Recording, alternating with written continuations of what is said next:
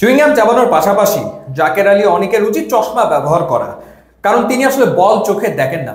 18 বল উইকেটে থেকেছেন, 17 রান করেছেন এবং বেশিরভাগ ক্ষেত্রেই তিনি আসলে বল ব্যাটে লাগাতে পারেননি।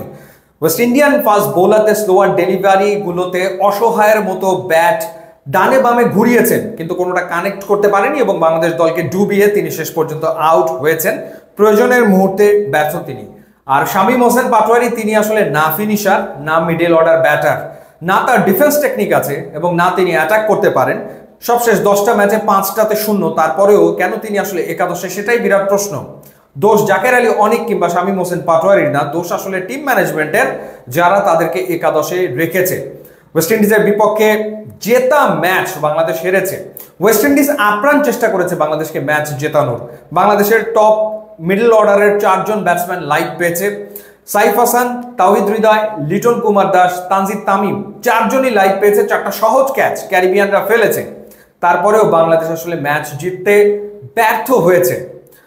শেষ 10 ওভারে বাংলাদেশের রিকোয়ার্ড রান রেট ছিল 8.5, হাতে আছে 8 উইকেট এবং শেষ 5 ওভারে বাংলাদেশের দরকার 50 রান, হাতে আছে 7 উইকেট। সেই ম্যাচ বাংলাদেশ জিততে পারেনি, সেই ম্যাচ বাংলাদেশ হেরেছে 14 রানে এবং ওয়েস্ট ইন্ডিজের বিপক্ষে টি20 সিরিজ খুইয়েছে। বাংলাদেশের বোলাররা চাইলে একটা আন্দোলন করতে পারে এবং তারা আসলে বিসিবির কাছে দাবি তুলতে পারে যে এই ব্যাটসম্যানদের সাথে, এই ব্যাটারদের সাথে, এই ব্যাটিং লাইন আপের সাথে তারা আসলে ক্রিকেট খেলবে না, কারণ তারা একের পর এক ম্যাচে জয়ের পরিস্থিতি, জয়ের সম্ভাবনা তৈরি করে দেবে এবং সেই সম্ভাবনাকে ধুলোয় মিশিয়ে দেবে বাংলাদেশের ব্যাটাররা, যেন তারা প্রতিজ্ঞাই করেছে। অথচ বোলিংয়ে কি দুর্দান্ত কামব্যাক ছিল। যখন ওয়েস্ট ইন্ডিজ শুরু করেছিল, প্রথম 10 ওভারে 94 রান তুলেছে, 1 উইকেট হারিয়েছে। মনে হচ্ছিল যে আজকে ক্যারিবিয়ানরা 200-র ওপরে রান তুলবে, কিন্তু সেটা তারা করতে পারেনি রিশাদ হোসেন, নাসুম আহমেদ, মুস্তাফিজের দুর্দান্ত বোলিং এর কারণে। 149-এ তারা থেমে গেছে প্রথম 10 ওভারে 94, 1 উইকেটে, অথচ তারা 20 ওভারে করেছে 149, 9 উইকেট হারিয়ে। বোলারদের প্রশংসা ডেফিনেটলি করতেই হয়। মুস্তাফিজ একই ওভারে ডাবল উইকেট তুলেছেন এবং তিনি 4 ওভারে 21 রানে 3 উইকেট পেয়েছেন। লাভ কি? তাতে লাভটা আসলে হচ্ছে কি? রিশাদ হোসেন 2 উইকেট নিয়েছেন 3 ওভার বল করে 20 রান খরচায়, কিংবা নাসুম 4 ওভারে 35 রানে 2 উইকেট নিয়েছেন।